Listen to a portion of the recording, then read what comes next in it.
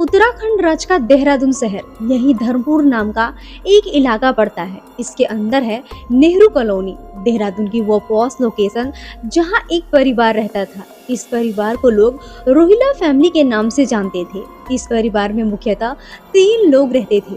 पति का नाम अशोक रोहिला, उनकी पत्नी कामना रोहिला और उनकी एक 3 साल की प्यारी सी बेटी थी। साल 2014 में अशोक और कामना की लव मैरिज हुई थी। अशोक रोहिला ट्रांसपोर्ट का कारोबार करते थे, वहीं इनकी पत्नी कामना रोहिला का माता मंदिर रोड पर एक बुटीक था जो उनके घर से करीब 1 मील दूर था। दोनों ही पति पत्नी अच्छा खासा कमा रहे थे। 2 कमाने वाले लोग, एक प्यारा सा बच्चा, एक सुंदर घर। ऊपर से देखो तो सब कुछ बिल्कुल परफेक्ट, लेकिन बाहर की चमक हर बार अंदर की सच्चाई नहीं दिखा सकती। अब ये दिन था 29 अगस्त 2019 का। रात के तकरीबन 11:30 बजे रोहिला फैमिली के घर से कुछ गोलियां चलने की आवाज आती है। ये गोलियों की आवाज पड़ोसी जब सुनते हैं तो वो तुरंत दौड़कर रोहिला फैमिली के घर की तरफ जाते हैं। वो घर में एंटर करने पर देखते हैं कि हॉल में अशोक रोहिला घायल अवस्था में पड़ा हुआ है। उसके कमर से काफी खून बह रहा है। साथ ही उनकी पत्नी कामना रोहिला बेडरूम में मृत अवस्था में पड़ी हुई है और उनकी एक 3 साल की बेटी कमरे में डरी सहमी कोने में बैठी हुई है। पड़ोसी तुरंत पुलिस को कॉल कर देते हैं। कुछ देर के बाद पुलिस वहां पे पहुंच जाती है और साथ ही अशोक रोहिला को नजदीकी अस्पताल में भर्ती कराया जाता है। पुलिस शुरुआती जांच में देखती है कि अशोक बुरी तरह से घायल हुआ है, जबकि उसकी पत्नी कामना रोहिला की 2 गोली लगने से मौत हो चुकी है। पुलिस मौके वारदात पर फॉरेंसिक टीम और टेक्निकल टीम को भी बुला लेती है।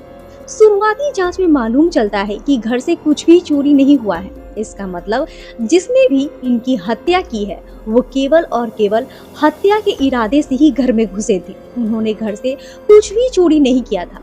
पुलिस तुरंत एक्शन में आती है और इस केस की छानबीन शुरू कर दी जाती है। कामना रोहिला की डेड बॉडी को पोस्टमार्टम के लिए भेज दिया जाता है। एक हंसता खेलता परिवार। एक रात चली 2 गोलियां और फिर जो राज सामने आया उसने पुलिस से लेकर पड़ोसियों तक सबको चौंका दिया। कौन था वो जिसने कामना रोहिला की जिंदगी छीन ली और क्यों? मैं हूँ रूपा और आज हम बात करेंगे देहरादून के बहुचर्चित कामना रोहिला मर्डर केस की। एक ऐसी कहानी जहाँ सच्चाई चुपचाप खून से लिपटी मिली। खुशकिस्मती से अशोक रोहिला की जान बच जाती है क्योंकि गोली इसके कमर के पास से छूकर निकल गई थी, पर कामना रोहिला नहीं बचती क्योंकि गोली उसके सर में लगी थी। अब अशोक ही पुलिस को बता सकता था कि आखिर ये सब हुआ कैसे। अब अगले दिन यानी कि 30 अगस्त 2019 को पुलिस अशोक के पास हॉस्पिटल में बयान लेने के लिए जाती है, लेकिन अशोक रोहिला अभी बयान देने के हालत में नहीं थे। पुलिस अशोक के रिकवर होने का वेट करती है। पुलिस अपनी जांच में ये भी पाते हैं कि इनके घर से सीसीटीवी कैमरे भी लगे हुए थे, लेकिन जिसमें फुटेज स्टोर होते हैं वो डीवीआर बॉक्स गायब थी। पुलिस को लगा कि बदमाश उसे ले गए होंगे। पुलिस ने घर के बाहर रोड पे लगे कैमरे देखने शुरू कर दिया। पूरा इलाका दहशत में था। क्या कोई ऐसे ही आकर गोली मारकर भाग जाएगा? पुलिस की इन्वेस्टिगेशन जारी थी। 1-2 दिनों के बाद अशोक थोड़ा ठीक होता है। पुलिस हॉस्पिटल पहुंची और अशोक से इस घटना के बारे में बात करती है। पुलिस की पूछताछ में अशोक ने बताया कि उस रात 3 बदमाश घर में आए थे। पहले उन्होंने बेडरूम में जाकर सो रही कामना को गोली दागी। फिर अशोक ने उसका विरोध किया तो बीच बचाव में उसको भी गोली लगी और कई गोलियां तो आसपास से निकल गई थी। फिर उन्होंने यहाँ पे देखा कि सीसीटीवी कैमरे लगे हैं। इसके बाद वो घर से डीवीआर बॉक्स भी उठा ले गए। अशोक जानता था कि वह बदमाश कौन है। खास तौर से उनमें से एक को ये बहुत अच्छे से जानता था और उसका नाम रिंकू है। अशोक ने पूरे डिटेल में अपनी पूरी कहानी सुनाई। 2014 में अशोक और कामना की शादी हुई थी। इन्होंने कोर्ट मैरिज किया था, पर ये घर वालों की सहमति से हुआ था। ये दोनों एक दूसरे से बहुत प्यार करते थे, लेकिन इससे पहले 2009 से ये लिव इन में रह रहे थे। फिर 2014 में शादी कर ली और नेहरू कॉलोनी में घर लेकर रहने लगे। अशोक के खानदान में एक लड़का था, अजय वर्मा उर्फ रिंकू। रिंकू अशोक की बुआ के देवर का कुछ लगता था। एक तरह से अशोक और रिंकू में दूर की रिश्तेदारी थी। रिंकू थोड़ा बदमाश टाइप का लड़का था। इसको बुरी आदतें लग गई थी, जैसे शराब पीना, शराब के चक्कर में चोरी चकारी करना। 2014 के दिनों में किसी झगड़े के दौरान रिंकू ने नशे में किसी को पीट कर खत्म कर दिया था, जिस कारण से उसे जेल हो गई थी। वो 1 साल तक जेल में रहा। उसके बाद वो बेल पर बाहर आ गया। जब वो अपने घर गया तो घर वालों ने उसे अपनाने से मना कर दिया, क्योंकि रिंकू अक्सर लड़ाई झगड़े किया करता था, जिस वजह से घर वाले उसे घर से निकाल देते हैं। उसके बाद अशोक कहता है कि मैंने रिंकू को अपने घर देहरादून रहने के लिए बुला लिया। कुछ महीनों तक वो मेरे पास ही रहा, लेकिन उसके बैकग्राउंड को देखते हुए मेरी बीबी कामना उसे घर से जाने के लिए बोलती थी। और एक दिन इसी बात पर दोनों में विवाद हो जाता है और उसके बाद रिंकू घर से चला जाता है। अशोक ने आगे पुलिस से कहा कि मुझे लगता था कि उसको एक और मौका मिलना चाहिए, इसीलिए मैंने राजस्थान के सीकर में उसकी जॉब लगवा दी। वो वहीं पे चला जाता है। इसके बाद से हमारा मिलना जुलना कम हो गया था। फिर वो देहरादून आता रहता था। पत्नी के दबाव में अशोक ने भी रिंकू से कह दिया कि यहाँ मिलने के लिए मत आया करो। इससे रिंकू अशोक से भी गुस्सा हो जाता है और शायद इसी वजह से रिंकू ने गुस्से में आकर हमारे ऊपर हमला किया है। अब पुलिस को अपना प्राइम सस्पेक्ट मिल चुका था। पुलिस यहाँ पे बिना देरी किए रिंकू की तलाश शुरू कर देती है। छत्तीसगढ़, जहाँ रिंकू का घर था, पुलिस सबसे पहले उसके घर पहुँचती है। घर जाने पे मालूम चलता है कि पिछले तकरीबन 1 साल से रिंकू ना तो घर आया है और ना ही उसका फोन आया है। पुलिस उसके घर से उसका नंबर लेती है तो मालूम चलता है कि उसका नंबर भी पिछले 1 साल से बंद पड़ा हुआ है। पुलिस रिंकू के रिश्तेदार, उसके यार दोस्तों सभी से संपर्क करती है। रिंकू से जुड़े 43 लोगों से पुलिस ने पूछताछ की तो पता चला कि अक्टूबर 2018 के बाद किसी की उससे बात नहीं हुई है। कहीं से भी रिंकू का कुछ पता नहीं लगता है। पुलिस अपनी तरफ से पूरी एफर्ट लगा रही थी, लेकिन रिंकू का कोई भी सुराग पुलिस को नहीं मिल रहा था। जिस सोसाइटी में ये पूरा कांड हुआ था, वहाँ के सीसीटीवी कैमरे भी खंगाले जाते हैं, लेकिन उसमें भी रिंकू आता जाता दिखाई नहीं देता है। अब पुलिस की एक टीम अशोक रोहिला की कॉलोनी में उसके पड़ोसियों से पूछताछ करती है और यहाँ पे एक नई कहानी सामने आती है। पड़ोसी पुलिस को कहते हैं कि रिंकू को तो उन्होंने तकरीबन 1 साल से आते जाते यहाँ पे नहीं देखा, लेकिन अशोक और उसकी बीवी कामना रोहिला के रिश्ते कुछ ठीक नहीं है। इन दोनों में बहुत ज्यादा लड़ाई झगड़े होते हैं, क्योंकि अशोक अपनी बीवी कामना पे शक करता है। अब हालांकि पुलिस का जो प्राइम सस्पेक्ट था वो रिंकू ही था, लेकिन पुलिस को चारों दिशाओं में अपनी जांच करनी होती है और ये छोटा सा क्लू जो पुलिस को मिला था, इसी के चलते पुलिस अशोक की सीडीआर यानी कि कॉल डाटा रिकॉर्ड निकालती है। क्योंकि अशोक ट्रांसपोर्ट का काम करता था, उसके पास हजारों कॉल आया करते थे, लेकिन पुलिस उसके मोबाइल की सीडीआर में एक पैटर्न को नोट करती है।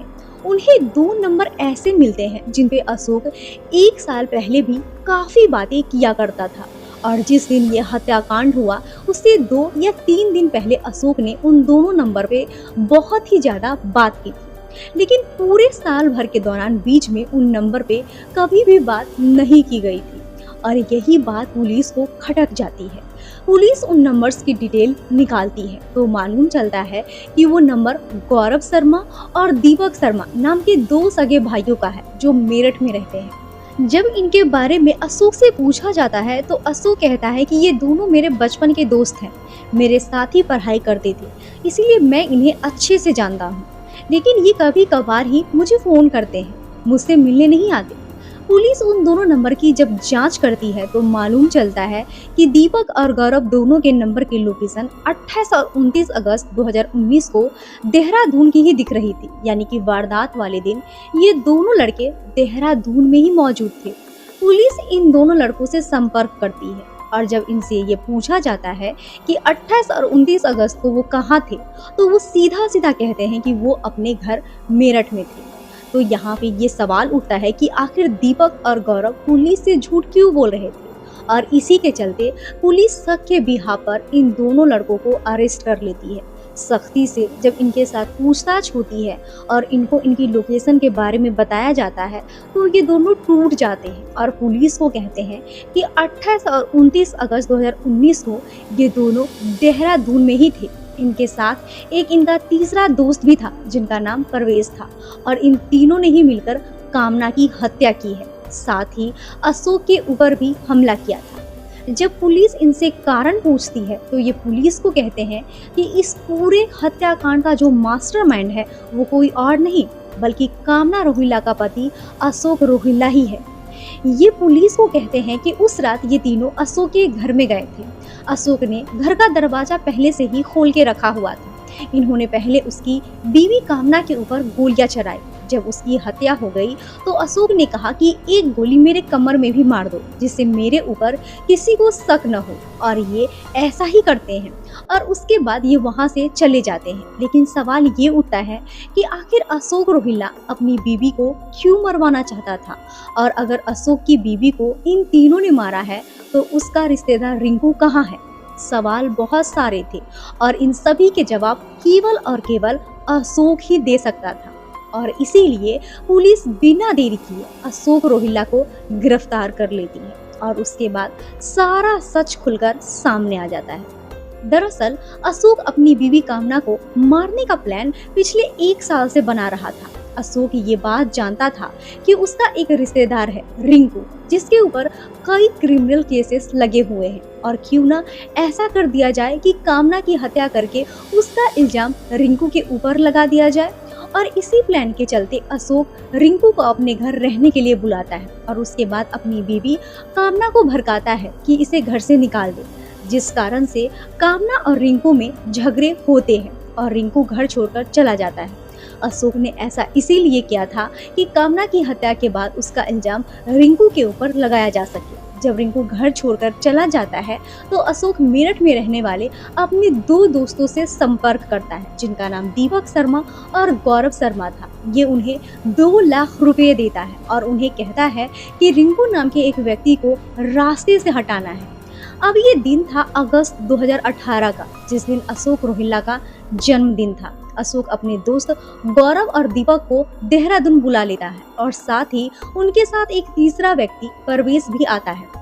साथ ही वो रिंकू को भी अपने जन्मदिन पार्टी में इनवाइट कर लेता है। यहाँ पे रिंकू को पूरी रात शराब पिलाई जाती है। उसकी शराब में नींद की गोलियां भी मिलाई जाती है जिससे वो बेहोश हो जाता है। उसके बेहोश होने के बाद दीपक शर्मा, गौरव शर्मा और परवेज नाम का व्यक्ति उसे गाड़ी से राजस्थान लेकर जाते हैं और राजस्थान ले जाकर गला दबाकर उसकी हत्या कर देते हैं। उसकी डेड बॉडी को राजस्थान के जंगलों में फेंक देते हैं। साथ ही उसका मोबाइल और उसकी आईडी ले लेते हैं ताकि उसकी शिनाख्त न हो सके।